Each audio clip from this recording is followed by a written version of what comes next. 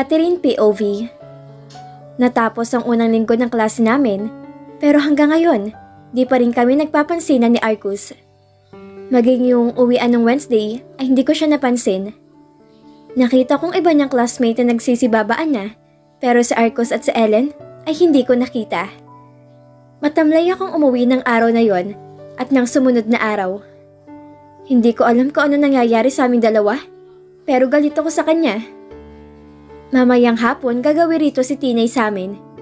Sinabi ko kasi nung isang araw na nakausap ko si Griffin at tuwang-tuwa ang buruha kong best friend sa sinabi ko sa kanya.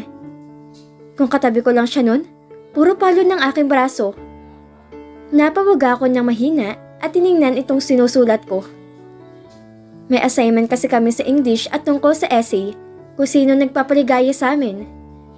Wala akong maisulat dahil ang nagpapaligaya sa akin ay hindi ko na masyadong nakakasama at siya na ang nagpapalungkot sa akin. Binaba ko ang pen sa table ko, sumandal sa gaming chair at inikot-ikot ko to. Ayaw gumana ng isip ko pati ang puso ko. Wala talaga akong maisulat sa topic na yon. Kinuha ng cellphone ko ang aking atensyon na mag-vibrate at umilaw to sa ibabaw ng aking table. Ang akala kong Tinay o si Gizzy ang nag-text sa akin, pero pangalan ni Arcus ang lumabas. Sorry babe, sobrang busy lang nito nagdaang araw. Basa ko sa text message na pinadala niya sa akin. Mapaklang natawa ko sa aking nabasa. Busy? Busy tumawa kay Ellen? How funny is that? Tinaob ko ang aking cellphone.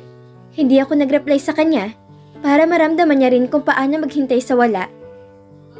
Hindi naman mauubos agad ang oras niya sa isang text lamang. Ni isang segundo o minuto wala siyang pahinga. Napailing na lang ako sa aking naisip. Inalis ko sa aking isipan ang text na galing sa kanya at nag-umpisa na ulit gawin ang essay na to. Pero sa puntong ito, sila mama ang ginawa kong inspirasyon sa aking sinusulat. Halos mapuno ko ang yellow pad paper sa dami ng aking naisulat. Kumpara kanina, na wala akong maisip. Pinasok ko na ulit sa aking backpack. Baka kasi makalimutan ko sa Monday to. May ilagay pa akong walang assignment. Kinuha ko ng aking phone.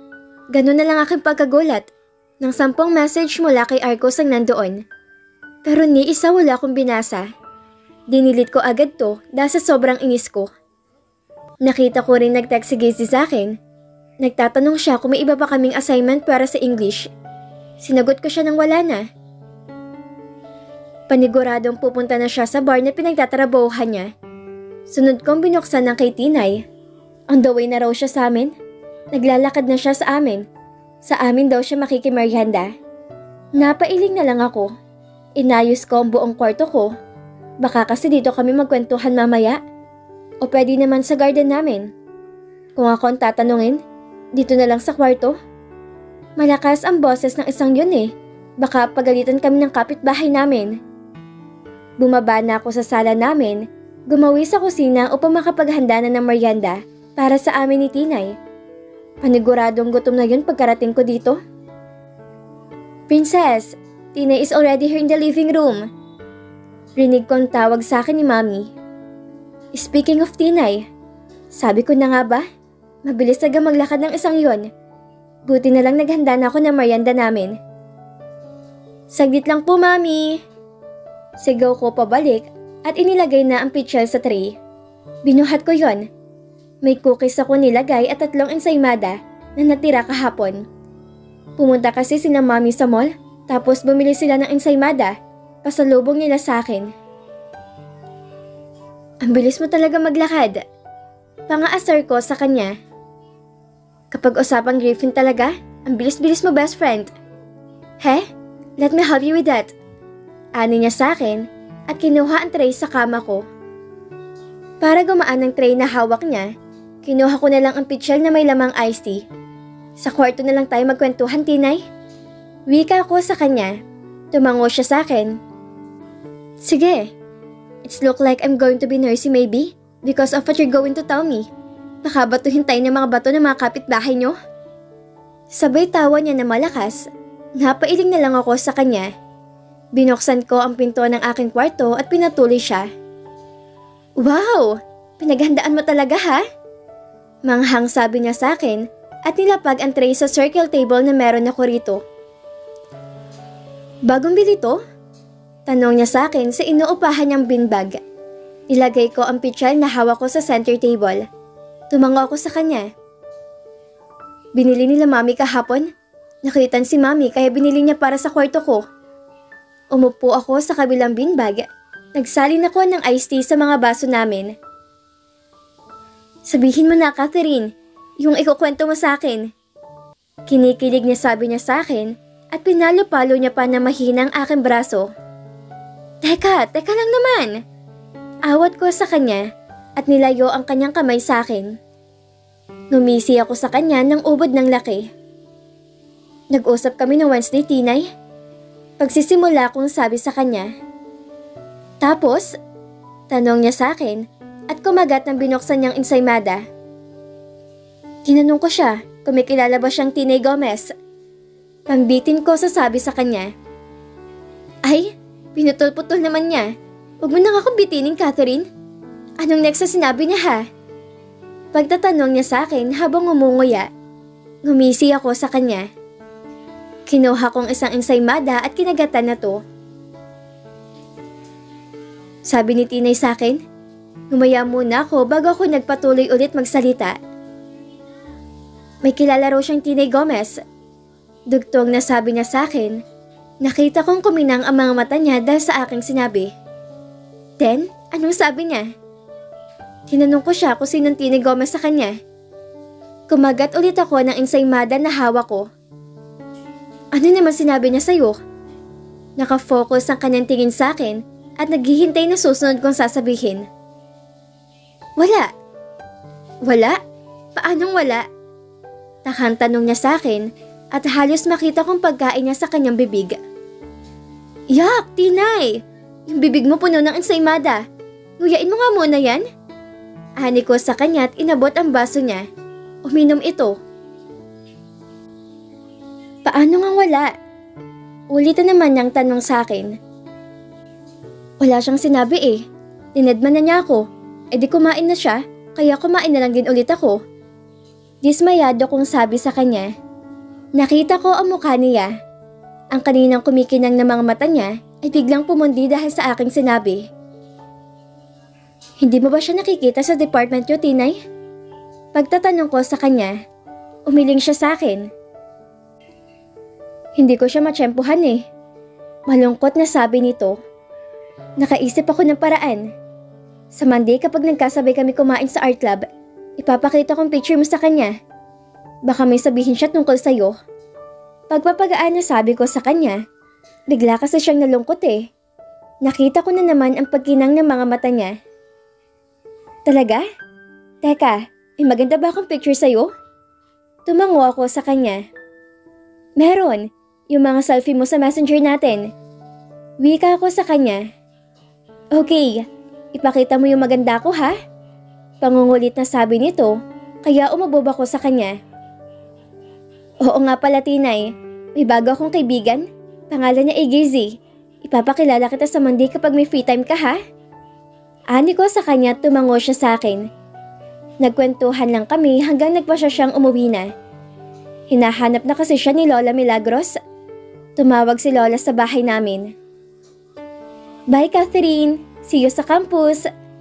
Malakas sabi ni Tinay sa akin at kumaway ako sa kanya.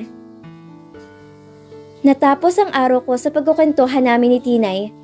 Hindi ko naalala ang text message na tanggap ko kay Arcos kanina. Galit pa rin talaga ako sa kanya. Ayos lang tayo, diba? Nakatingin lang ako kay Arcos na magtanong to sa akin. Nandito kami ngayon sa dulo ng hallway ng department namin. Walang kung nakatingin ako sa kanya. Hindi ako nagsasalita. Hindi ko alam kung anong sasabihin ko. Ayos lang tayo? Maayos pa ba talaga? O may iisa ng bibitaw sa ating dalawa? Catherine. Tawag niya sa pangalan ko, pero di pa rin ako nagsasalita sa tanong niya sa akin. Narinig namin ang bell na hudyat na next subject na para sa amin. Sige, una na ako sa iyo, Arcos. Mahinang sabi ko sa kanya. Tumalikod na ako sa kanya. Hindi ko na siya hinintay na magsalita pa. Hihintayin kita mamayang uwian, babe. Sabay tayo umuwi. Pahabol ni Arcos sa sabi sa akin, pero di ako nagsalita. Naglakad lang ako sa pasilyo nila. Napaangat ako at nakita ko si Ellen na malungkot na nakatingin sa akin. Iniwas ko ang aking tingin sa kanya. Nakita ko sa aking peripheral vision na nalalapitan niya ako, kaya agad akong tumakbo para di siya makalapit sa akin. Hingal na hingal akong nakarating sa loob ng classroom. Napaupo ako sa upuan ko. Nagtaas baba ang aking balikat. Hinahabol ko na naman ang aking paghinga. Ayos ka lang ba, Catherine? Nagawi ang aking tingin sa kanan ko. Ngayon ko lang napansin si Gazy. Wala pa siya kanina nang dumating ako. Tumango ako sa kanya. Kinuha kong inumin kong baon at uminom dito. Pagkatapos kong uminom, ay binalik ko rin to sa aking bag. Hindi na nagtanong pa si Gazy sa akin. Alam niya siguro din ako magsasabi sa kanya kung ano nangyari sa akin. Bakit ako tumatakbo sa hallway ng department namin? Naging mabilis ang oras para sa akin. Hindi ko nga alam na tapos ng huling subject namin bago ang lunch. Kinalabit lang ako ni Gazy para sabihing lunch break at kailangan na naming bumaba. Wala pa rin ako sa sarili habang nililigpit ko mga gamit ko. Minaisulat naman ako, pero wala yata na stay sa isipan ko ng mga aralin. Lumabas din yata sila sa kabilang tenga ko. Ayos ka lang ba talaga, Catherine? Rinig ko ang tanong ni Gazy sa akin. Nilingon ko siya at tumango ako rito. Okay lang ako, Gazy. Medyo kulang lang ako sa tulog kanina. Mahinang sabi ko sa kanya. Sabay kaming lumabas sa classroom at may mga naiwan na kaklase kami sa loob. Sa art room ka ulit kakain? Pagtatanong niya sa akin, habang sabay kami naglalakad sa hallway ng department namin, malungkot na tumingin sa kanya. Oo may kailangan akong tapusin na painting. Di ko kasi natapos yun na Friday. Bukas lang tayo sabay, ha? Malungkot ng wika ako sa kanya. Binangga niya ang aking braso. Ayos lang, Catherine. Huwag ka na malungkot. Need ko rin sa dance studio kumain eh. May bagong ituturo sa aming steps. Ani niya sa akin at nakangiti ang labi at mga mata niya. Sasayaw kayo rito kapag may program? Pagtatanong ko sa kanya, lumingon siya sa akin habang nagkakandidiri siya naglalakad. Oo, pero more on competition kami, Catherine. Sagot niya sa akin. Tumango na lang ako sa kanya. May katangkaran, balingkinita ang katawan at may maamong mukha si Gazy. Kung naging lalaki ako, may in love agad ako sa mukha niya. Pababa na kami ni Gazy na magkita kami ulit ni Arcos. Kasama niya pa rin si Ellen. Umiwas ako ng tingin sa kanila. Hindi ko alam, pero namumuo na naman ang inis ko sa kanya. May something kayo ng lalaking dumaan kanina? Napatingin ako kay Gazy nang sabihin niya yon. Ha? Patay mali siya kung tanong sa kanya. Yung lalaki na daanan natin? Iba yung tingin sa'yo eh. Ani niya sa akin. Humabol pa kasi ng tingin nang lumagpas tayo sa kanila. Kilala mo ba yun? Pagpapatuloy niyang sabi sa akin. Hindi ko alam kung anong sasabihin sa kanya, pero ayoko magsinungaling sa kanya. Siyang pangalawang naging kaibigan ko. Ayoko naman magtampo siya sa akin. Tumango ako sa kanya. Kapatid siya ng ball captain ng campus. Sabi ko rito, kita kong napapaisip siya. Si Rashad? Tanong na sabi niya sa akin. Kumunot ang noo ko dahil sa sinabi niya. Sinong Rashad? Takang tanong ko sa kanya. Sabi mo kasi kapatid siya ng ball captain ng campus. Si Rashad ang kilala kong captain ng basketball. Bakas pa rin sa mukha niya na naguguluhan siya. Pero ang kapatid ng babae, napailing ako sa kanya. Si Raven Castillo, di ba siya ng ball captain ngayon ng campus? Tama naman ako, di ba? Yun din kasi ang sabi sa amin ni Kuya Raven. Siya na raw ang ball captain ng basketball team. Siya na ba? Hindi ko alam, Catherine. Kasi yung nag-stalk ako rati sa campus na to, si Rashad ang alam ko. Paliwanag niya sa akin at nagkibit-balikat pa siya. Magkalaban ng Maravilla University at Curtis University sa basketball tournament. Lagi sila naghaharap sa finals. Ang chismis sa akin nung kaibigan ko nag-aaral sa MU. Nanalo raw sila last year. And nung isa pang last year, dahil sa pamumuno ng panganay ng quadruplets na Maravilla. Lahat sila puro lalaki. At lahat ng apat na yun, Catherine, naglalaro ng basketball. Buti na lang graduate na sila last year. Kaya sana manalo na tayo this year sa basketball tournament. Mahabang paliwanag niya sa akin. Halos mapatanga ako sa kanya. Ah, ganun ba? Sorry ha. Wala kasi akong alam sa mga sports eh. Hingi kong pasensya sa kanya. Ayos lang, oks lang. O siya, bayan na lang ulit tayo magkita ha. Ingat ka papuntang art room. Malakas sabi niya sa akin. Kumaway pa siya at naglakad na papunta sa dance studio. Paliko na ako sa building ng mga club nang may humawak sa aking balikat. Napahinto ako sa paglalakad at nilingon ang humawak sa akin. Ganun na lamang ang aking gulat na makita ko si Kuya Raven. Parang kanina lang pinag-uusapan namin siya. Buti na lang naabutan kita, Catherine. Ang bilis mo maglakad. Hinihingal niyang sabi sa akin. Bakit po, Kuya Raven? Nagugulahang tanong ko sa kanya. Pinabibigay ni Arcus. Nakita niya ako kanina. Baka raw di daw maibigay sa inyo dahil magkasulungat ang lunch break niyong dalawa. Hinahapong sabi niya sa akin. Tinitigan ko ang baunan na kulay pink sa aking harapan. Hindi ko alam kung kukunin ko ba to o aalis na lang sa harapan ni Kuya Raven. Napapidlag ako nang kunin ni Kuya Raven ang aking kamay at nilagay roon ang baunan. Alam kong di kayo okay ng kapatid ko, Catherine. Kasi kung maayos kayong dalawa, di niya sa akin to ibibigay. Diretso na sana niyang ibibigay sa'yo to. O siya, kainin mo na yan. Masamang itapon ng grasya ha. Una na ako, need na namin mag-practice ulit. Sabi niya sa akin at tumakbo siya paalis sa harapan ko.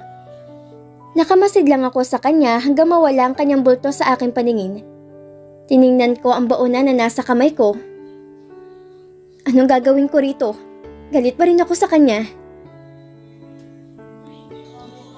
Natapos ang lunch break ko. Pinagsaluhan namin ng mga member sa art club ang baon na binigay sa akin ni Kuya Raven kanina. Marami rin kasi ang laman yon.